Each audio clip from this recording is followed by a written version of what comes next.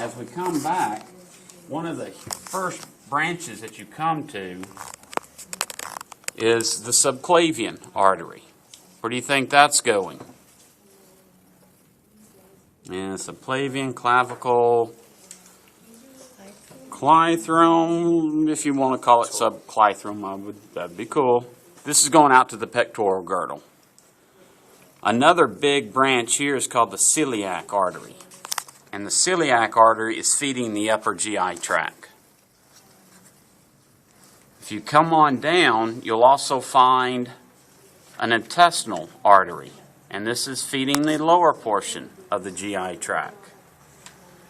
And then you'll see this little iliac, or the renal artery here. This is only found in shark.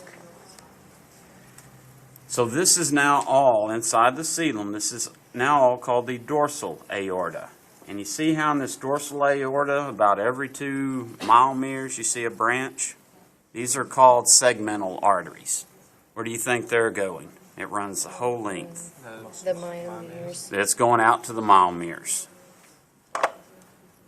If you ever catch a trout or a flounder and bake it, when you start pulling the meat off, you'll see the different, you see the arteries really well in it. And then this dorsal aorta keeps coming back. And then dorsal aorta comes all the way back to this last vessel here, split, and we're going to call that the iliac artery. That's going to go and take blood to the pelvic fins. Once the dorsal aorta splits into the iliac artery, now we call that same vessel a caudal artery. And that's this structure right there, going through the hemal canals.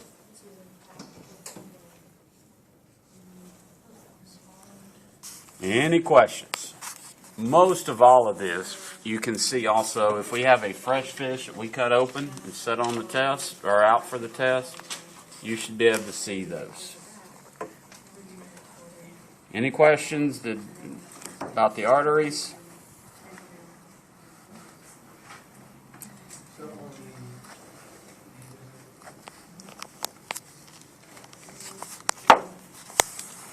Nervous system.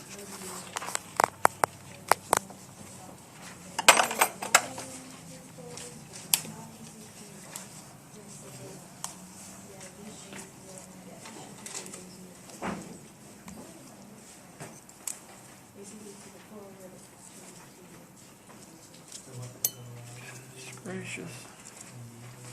What am I pulling off here?